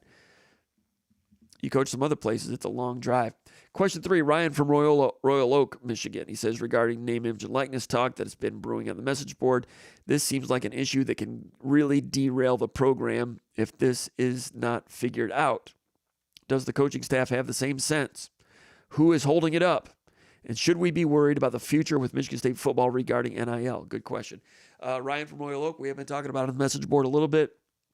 It is an obstacle. All of the aspects of it are still kind of, below the deck a little bit. And can it damage a program? Sure, it can damage a program if Michigan State does not get it figured out. And right now, it's just kind of everything's on hold still. And yeah, they've been changing who's in charge of it and those type of things, but it's still kind of on hold in terms of football. And you cannot recruit and regain or retain players without strong NIL. And, yes, I've heard that the football program obviously wants to get NIL structured and moved forward, to say the least. So there have been some differences of opinion on that, and it does need to get solved pretty quickly, but everything is still kind of internal. But at some point, they need to get it figured out and have some liquid operations ready. Question 4, Joe Ski Sparty from West Bloomfield says, what are the real problems with the running game? The real problems with the run game, man, we could go on this for a while. It's, the offensive line is just, it's, new pieces being changed all the time. It was supposed to be, we expected it to be an X factor, a potential weakness anyway. It's been inconsistent. I look at the Oregon game. First of all, Oregon's defensive front, we talked about that earlier in the podcast. Really strong, big, strong size individuals with some movement. Hard to get the run going against those guys. They mixed in some run blitzes, did a good job on some things. But in terms of the Oregon game, Michigan State only had 14 tailback carries in that game. So it's a small sample size to really look at. And I was looking, especially in the first half when Michigan State was losing at the line of scrimmage. Out of those 14 carries, I was just charting negative plays and ended up with 5 of them and took a closer look into what went wrong on those. For the game itself, 14 tailback carries. K'Ron Lynch-Adams had 9 carries. Nate Carter had 5 carries. Lynch-Adams, 32 yards rushing with a long of 12. Lynch-Adams, 3.6 yards per carry. Nate Carter, 2.2 yards per carry, 5 carries for 11 yards. Of those 5 negative plays in the first half, here's a sampling of what happened. First half, Tackle for loss. You've seen it all year where penetration into the backfield early messes up a play. Zone, inside zone to the left. Oregon game with the linebacker blitz. Stanton Ramil didn't quite close his gap. Actually, it was a zone to the right, and Ramil is going to the right, and he has to be fast on that when it's a linebacker blitz hitting the backfield. I assume it's a negative grade for him, but it was difficult to get there. Basically, Michigan State's zone blocking, which is their staple, inside zone and wide zone. I know they've drilled it really hard to be quick enough to close the daylight on those, and they'll do it well once in a while, but in terms of doing it well every single time, when you don't do it well, someone penetrates a gap and they're in the backfield immediately. And Michigan State's allowing more. In terms of allowing tackles for loss, they're among the worst in the country at that. It's a problem. This one I thought Ramil, who I'm really high on as a player, I think he's got great potential. Maybe he's on the field a little bit earlier than maybe he's ready, considering his development, considering last year he missed all of last year with an injury, missed the spring. Michigan State, by necessity, has him on the field starting at left tackle. I'm sure he loves the playing time. If this were Michigan State of 2015, he'd have to wait his turn, and he'd have a better version of him later, but he has to play right now. So now, play number 2 that caught my eye, 2nd and 4 on the opening drive, inside zone left.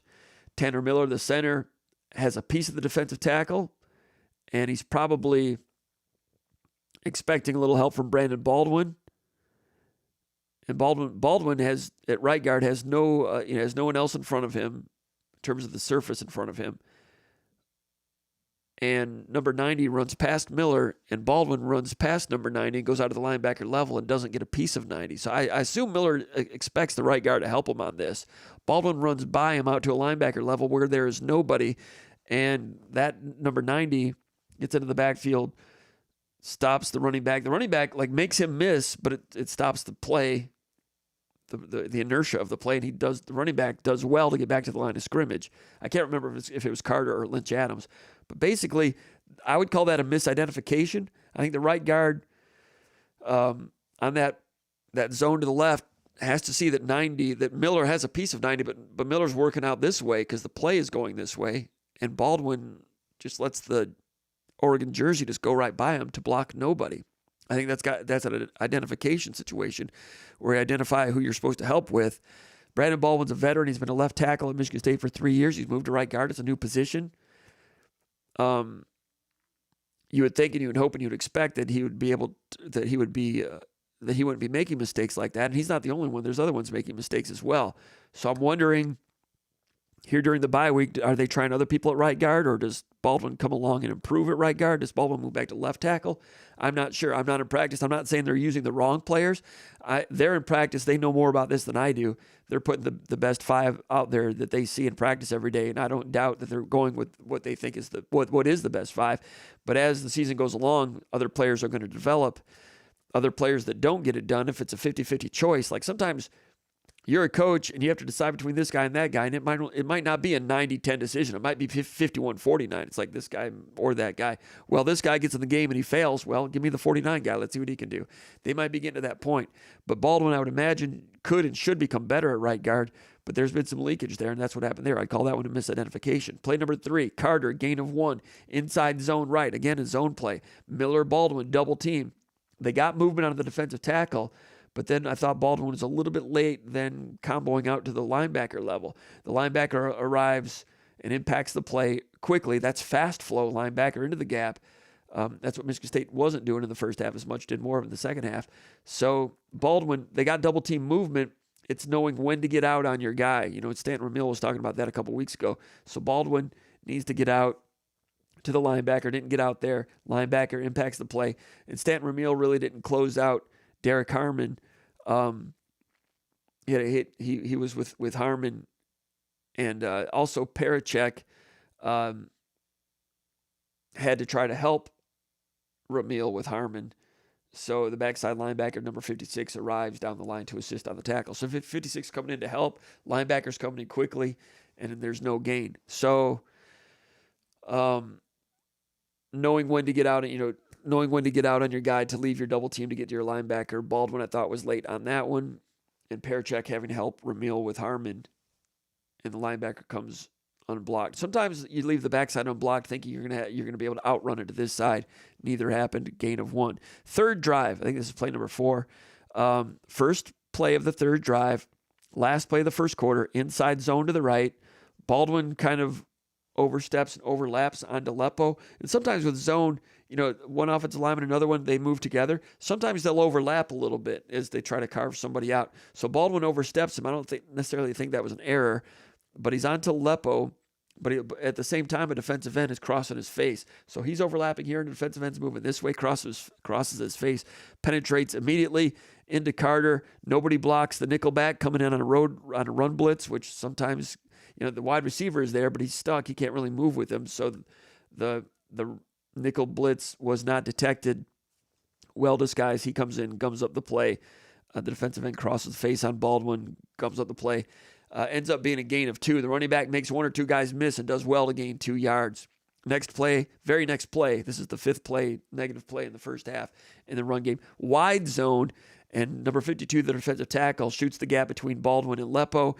Neither of them get a piece of 52, and 52 hits Lynch Adams 3 yards deep in the backfield, and Adams ends up spinning off of that, gets back to the line of scrimmage for no gain. Good run by Lynch Adams to get no gain on it, but again, it's Baldwin and Lepo, and neither of them get a piece of 52, and that's a misidentification as well. I didn't mean for all these to involve one player, but as I took notes on it, it did, and it was a struggle. So, what are the answers? I mean, Baldwin's a veteran player. He's new at right guard.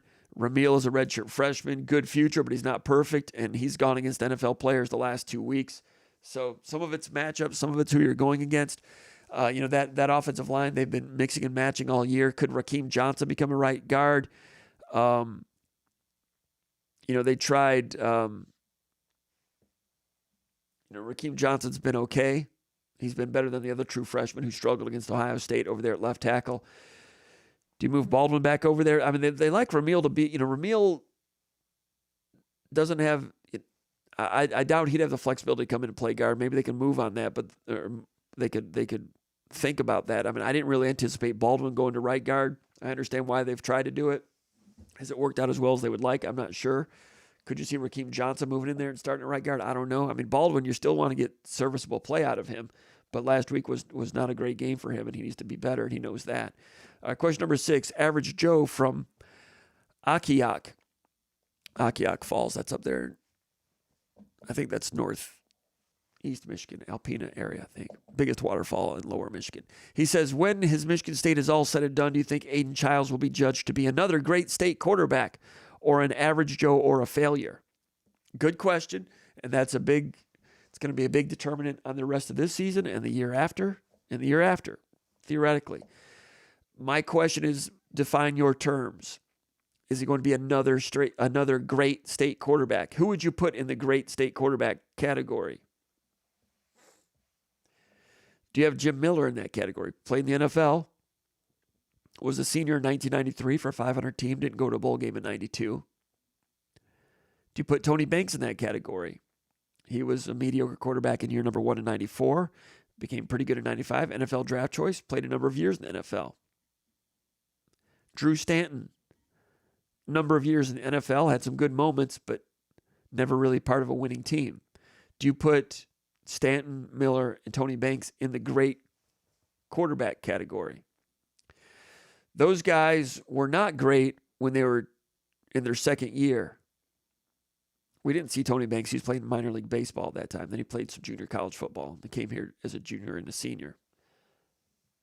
Drew Stanton is a junior. He had some injuries because John L. Smith used him on the punt team. Was moving him to linebacker.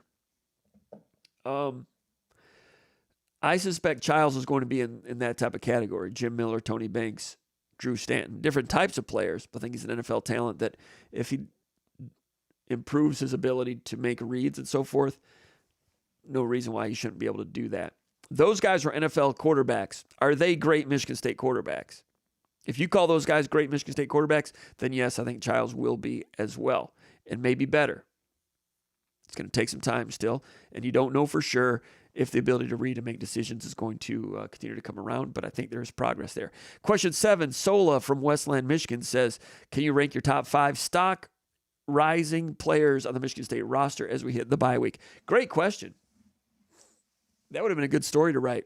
Going over the roster, the depth chart, I don't get to see a lot of, like the red-shirting freshmen that are on the scout team, so it's hard for me to talk about stock rise there. But in terms of guys that we've seen a little bit in the playing group, Aiden Childs, he's still a stock on the rise guy. Brendan Parachek, he's going to be playing more at tight end. Nick Marsh, of course. Jerron Glover is just a sophomore. Stanton Ramil at left tackle, not perfect, but high ceiling. I put Christian Phillips in that category. We're not going to see him the rest of the year, but that's a stock rise guy. I think Dylan Tatum, he's still a true junior. He's going to be a junior again next year. I think Dylan Tatum is a stock on the rise guy. Rakeem Johnson, true freshman, obviously. Alex Van Sumeren, coming along as a steady defensive tackle, good future there. Maybe Ken Talley, he's had a little bit of dings and tweaks here lately, health-wise. Made a lot of noise in September. He's been more of a passing down guy. Can he become more of an every down guy? I'd put him in the category. Ben Roberts, still just a sophomore, but he's a defensive tackle, which is a position of scarcity. And I thought he made noise against Ohio State, and I thought he showed some good get off, take off, low pad level strength against Oregon. I think there's a lot to work with there. Chance Rucker, hurt in the first game. Might not see him the rest of the year. Most likely won't. A guy that played last year is a true freshman. Probably has a good future. Justin Denson, a safety that's playing right now. Doesn't have a lot of lead to him, but he'll stick his nose in there and try to hit some people. He's got a good future. So that's a few of them. So if I were to pick 5, I won't say Childs because his stock was already high. So is Nick Marsh. But if you're talking about stock rising guys, I'd put Parachek in there, Stanton Ramil, Christian Phillips, Rakeem Johnson, and I'm going to put Jerron Glover in there. I think he continues to get a little bit better. Maybe I could go with Rucker or Denson defensive backs, but I'll go with Glover for right now. But you notice 3 of those guys are offensive linemen. 1 is a true sophomore tight end. So you hope those guys come along as blockers, which is what the program needs. Question 8, Mike from Clarkston, Michigan. He says, do you foresee the staff using some trick plays in the coming weeks to try to tilt the game in their favor for some of these upcoming toss-up games against Iowa, Michigan, etc.? Seems like in the D'Antonio era, in some of those big games, he'd use a trick play to gain momentum in the game. Good question from Mike in Clarkston. We've not seen any trick plays yet. And going back and watching Oregon State last year, not very often. I remember some 4th down plays where they would establish something and then do a trick off of it. But it doesn't seem to be their MO. Trick plays can happen at some point. Would not shock me. Iowa is very difficult to fool with trick plays with the way they play zone, and they're so heady and they're in the right place all the time. Michigan, with all their talent and speed, can you get them flowing one way and hit them back the other way? Michigan State's offense already kind of does that to an extent with a lot of late leaks and so forth. But in terms of razzle-dazzle stuff, it's just not what they do. And when they do, that'll be a tendency breaker. But I wouldn't know. I kind of doubt it. I think they'll remain being what they are. But good question. I don't know the answer. Question 9, Tim from Ypsilanti. Should we be wondering about Brian Lindgren as Michigan State's quarterbacks coach? He says, seeing the challenges with Aiden Childs this year were not totally unexpected. He's young and had not started and was jumping to a more intense game in many ways. He says, however, I am much more concerned based on the fall off of DJ Uiagalelei. In his games at Florida State, he has looked shockingly similar to Aiden Childs in terms of struggles, in terms of interceptions, overthrows, etc. Do these performances reflect poorly on Lindgren, or are both just typical growing pains from transferring to a different caliber program? Good long-form question from Tim in Ypsilanti. Good, fair question. I'm actually have the opposite point of view in terms of what we've seen from DJ Uiagalelei at Florida State. And he has struggled at Florida State, and it's been a very difficult, awkward situation down there, and the fans have turned on him, and it's ugly. I think it's the opposite. DJ Uiagalelei also struggled mightily at Clemson and fled. Now he's at Florida State, struggling badly. The only place where he didn't struggle was at Oregon State, and he wasn't great there, but he was pretty good. And I mentioned that to Mooby a minute ago. Just one play that really sticks with me, and I mentioned this a few times, was the first play, Oregon State versus Oregon last year. Wide zone counter boot, wide open, wide receiver, and Uiagalelei throws it in the ground. Would have been like a 25-yard gain, first play of the game against Oregon last year for Oregon State.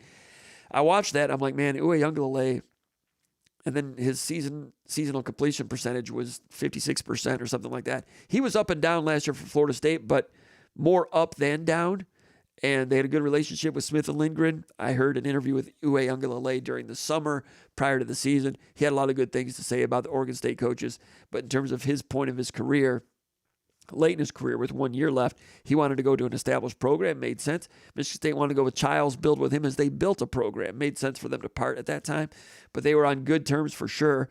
And back to my original point, Uwe Ungalale played his best football with this staff. So I give this staff credit for getting positives out of a player who obviously has some issues and struggles and is not a refined all-around talent. So I have the opposite viewpoint. I thought they did a good job with a mediocre quarterback.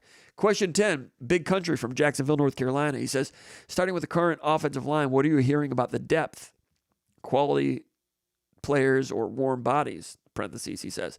Why not just go with a total youth movement? For instance, Baldwin and Newman have not really shown where their experience is making a difference. He says, what do you think the real drop-off would be if they went with a youth movement? Carter is getting nailed in the backfield every time. We seem to be getting a lot of injuries. Any comments on the strength and conditioning department? Good points, good questions. I think Newman is doing a pretty solid job at left guard, and there would be a huge drop-off to what's below them. You have to assume that Baldwin's going to come around at some point. I have to believe that, but there have been issues there. And, they're trying to win games. They're trying to get to 6 or more wins, obviously, and get to a bowl game. And there's no one behind Newman and Baldwin that's going to help them get a better chance to win bowl games, right, or get to 6-6 right now. Newman, I think, has been solid. Baldwin, maybe Rakeem Johnson there at right guard. So, there's just, Tony Manridge is not walking through that door, right? So the second string, you saw, I mentioned it before, when you look at Michigan State's depth chart on that offensive line, they had, Rustin Young played a little bit against Ohio State. Was it Ohio State or was it Boston College? Gosh, I think it was Ohio State. That's a tall task. But Rustin Young got a long, long way to go. Good for him that he got on the field, played a little bit. He's second string left tackle. But of those true freshmen, Rakeem Johnson was the best. Then it was Rustin Young. And, the Lesniewski's a little bit young also. I thought they looked pretty good in the spring game. They've not been on the field yet. But in the future, maybe. But right now, no, you lose Brocious, you lose Phillips. So right away, you're down these two guards. So Newman's in there doing a solid job. Baldwin struggling, trying to make the transition. Dallas Fincher played okay early in one of those games early in the year, and then he got in and struggled. Was it the Boston College game? Struggled. One of those games, Fincher took a step backward, and we've not seen him a lot since. He played mop-up duty against Oregon. I zipped through that, didn't notice any negatives, but they could have used Fincher to really take a step, but kind of is what it is there at this point. In terms of injuries, I'm not any good at analyzing that. I don't know how to analyze injuries. I know there are some former players I've spoken with that noted last year that there seemed to be too many soft tissue injuries at Michigan State. Now, Michigan State has a new strength and conditioning program now, a new strength coach. Maybe long-term they might be a little bit better in that area, but I'm not any good at analyzing injury problems and prevention. Jonathan Smith was asked about that a couple of weeks ago, and he says they do analyze it, and they're rethinking it all the time. So it's something they're aware of as well. But me personally, I have trouble making heads or tails of what could or should be done differently, or whether anything could be done differently. If you talk about the injuries specifically, Brocious happened during the game. I mean, you saw that was a catastrophic lower body leg injury that happens in football. It had nothing to do with strength and conditioning. Christian Phillips finished that opening game, and, we didn't know what the severity of that injury was till a few days later. Dylan Tatum was injured while he was doing that horse collar penalty, personal foul against Florida Atlantic. And if you watch that, you can kind of see his leg kind of give out as he crosses the sideline. And I think that injury might be one reason why he just instinctively grabbed the horse collar. These are not, I don't, these injuries, I can't analyze anything more about them. I don't really know. All right, fair question. I just don't have the answers on that. Kevin in Riverview, he says, when the season starts next year, do you see more transfers starting on the offensive line or more Spartans recruited from high school and developed here?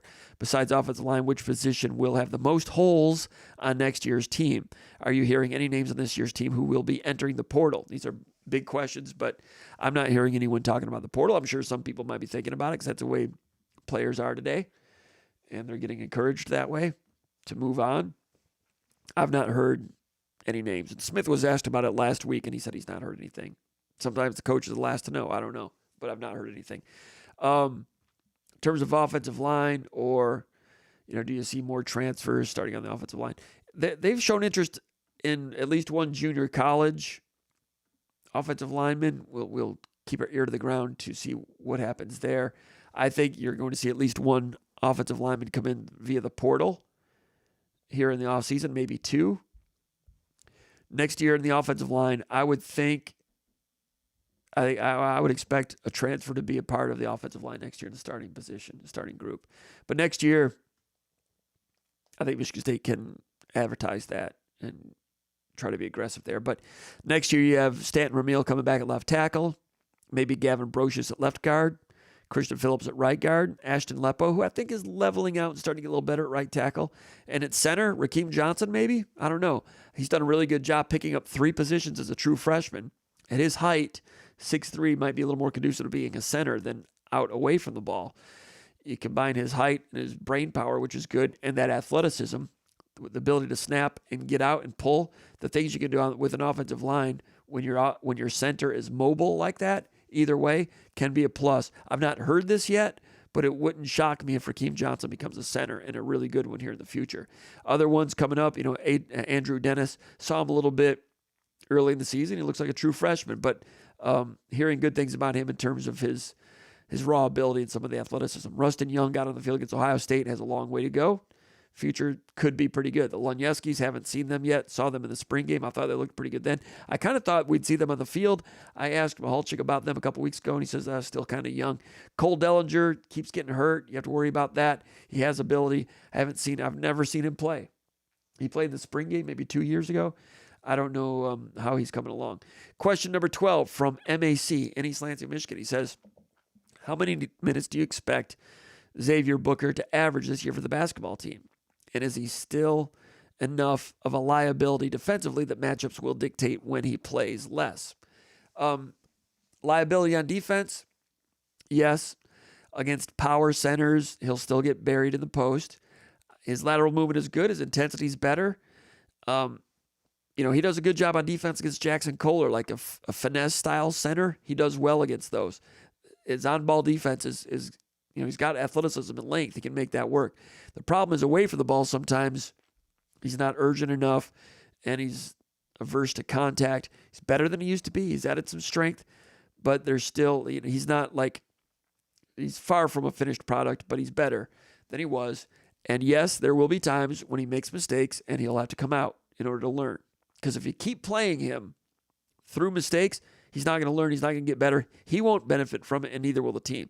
So if you make mistakes, you don't play through them on the court. I mean, if you want to, if you want to lose a lot of games, you can play through them, and the player not get any better. But I suspect there'll be times when he has to come out, and there are teaching moments. How many minutes per game?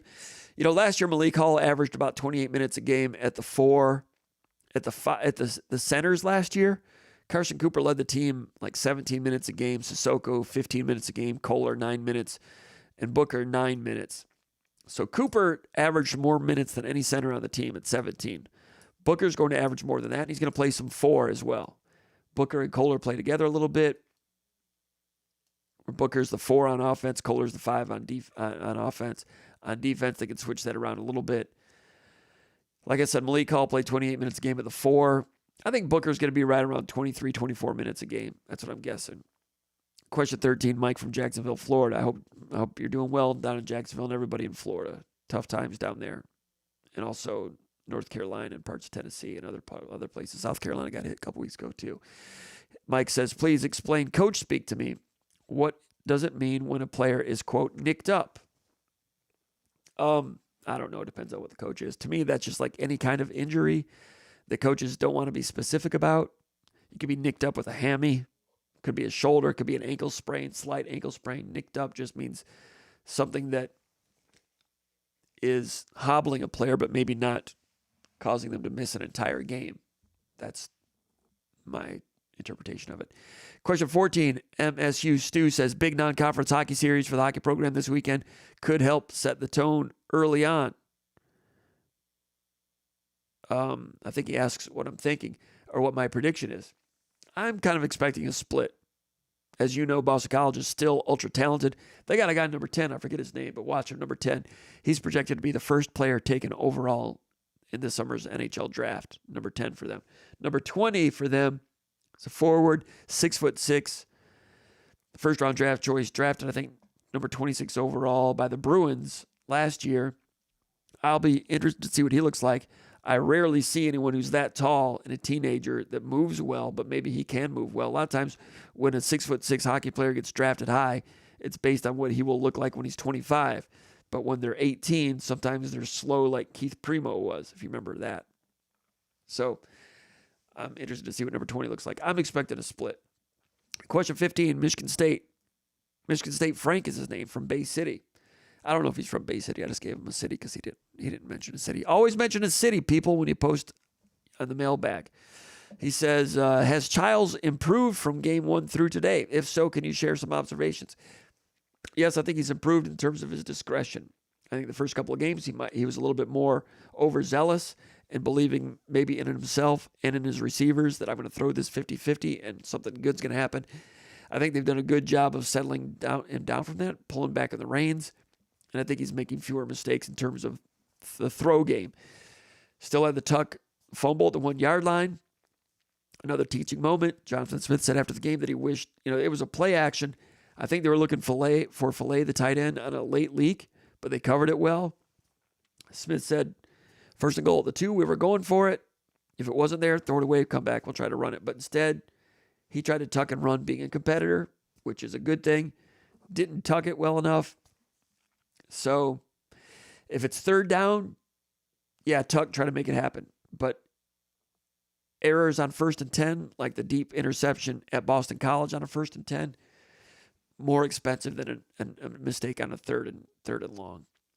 So accuracy looked good against Ohio State in the first half. He completed his first 7 passes. First half showed a lot of improvement, decisions, and accuracy against Ohio State. Then he came out and made a couple of mistakes on some screens. So I think he is improving. Oregon game, pass protection was not good. Scoreboard was not good. Had no run game. Usually that's when a quarterback's competitive nature might get him to make a mistake. That's what Kirk Cousins did as a sophomore. When the game started to teeter, that's when he tried to go Superman and throw it through a wall, and that's when Cousins would throw his interceptions as a sophomore. I thought Childs had a lot of chances to make throw game errors against Oregon, but he didn't. So I thought that was progress, even though it was a tough game all around. Finished with a touchdown drive on his last possession, mainly against second stringers. If you're a Michigan State fan, you hope that he can gain some confidence and a rhythm from that. So the overzealous decision-making, I think that's gone away and improved a little bit. Thermopylae and Gaylord says, how was fishing in Oregon? It was good. I was at the Fall River. It was good. Me and Kid Sensation. Rainbows a little bit. Some big rainbows in a very beautiful place. Sight fishing, fly fishing, trying to entice them.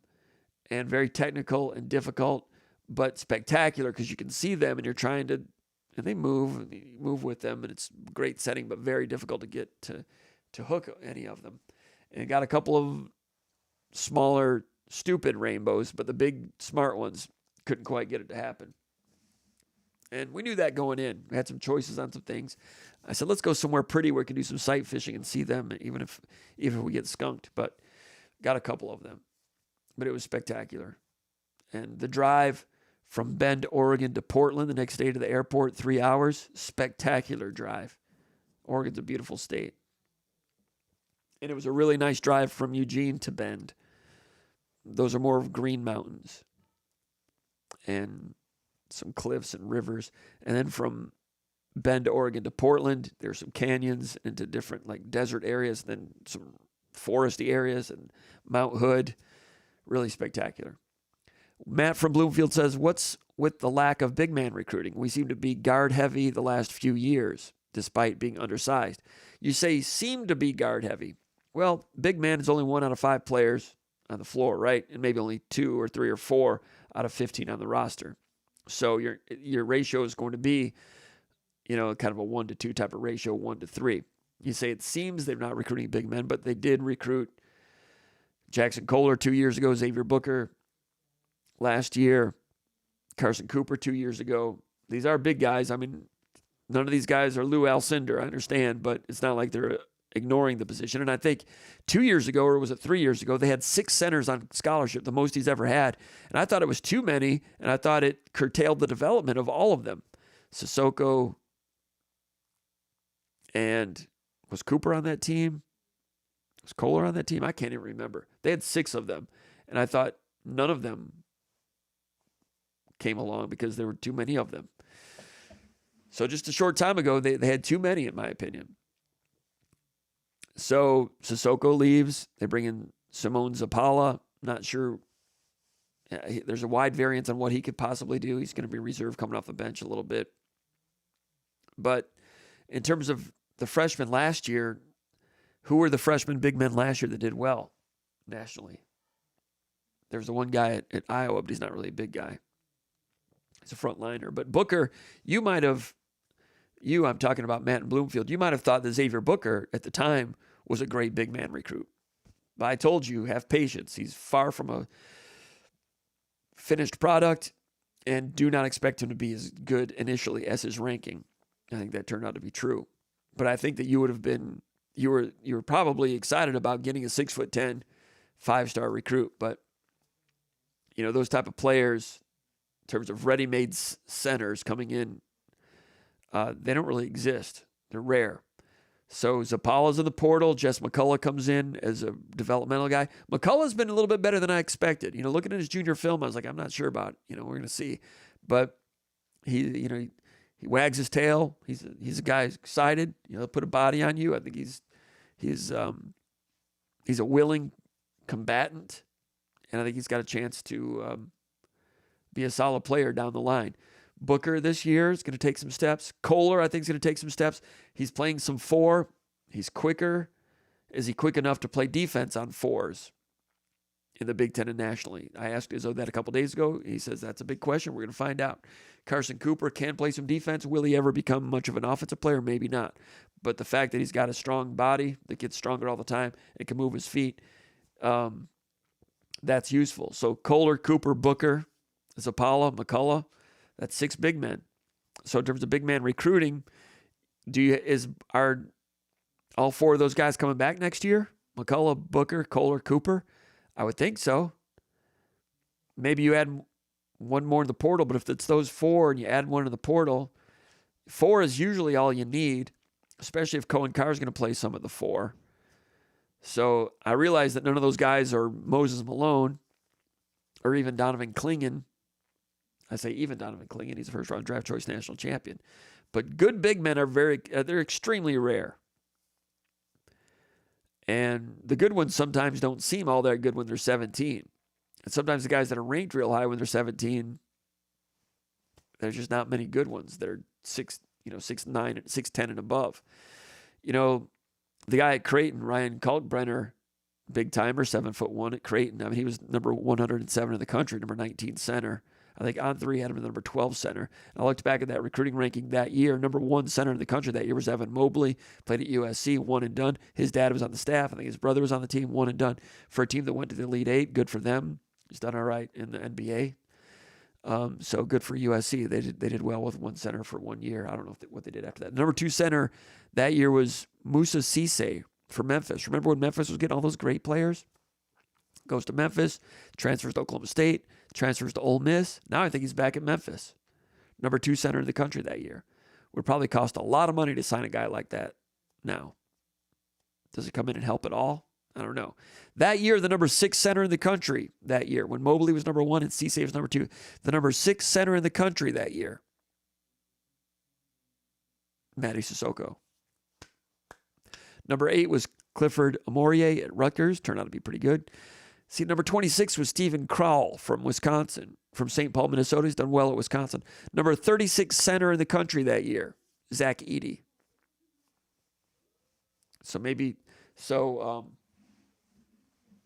I know people were excited about Xavier Booker, but I told you it's going to take some time. But big man recruiting, there's not a lot of them, and sometimes the one that end up being pretty good, it's can be deceiving sometimes. Anyway, hey, we're going to wrap it up. That's it for today. We appreciate everybody checking out. We went a little longer than we thought, started a little later than we thought. It's great to have Big Movie here with us. Great to have the questions. Great to have everybody with us on a Friday to talk football. We don't usually like to do it late in the week like this, but because it's a bye week, this football talk should have a shelf life heading into next week. And it's been a busy week, but glad we could get this going today. And it's been a busy week, even though there's no football. I didn't really get to shave before this one. I don't know if you noticed. I apologize about that, but it's been busy. Sorry about the technical problems at the outset. Appreciate everybody coming in with us and checking out SpartanMag.com, SpartanMag Live. Go to SpartanMag.com, become a subscriber. We'll see you next week. Everybody be safe. We'll see you soon. Take care.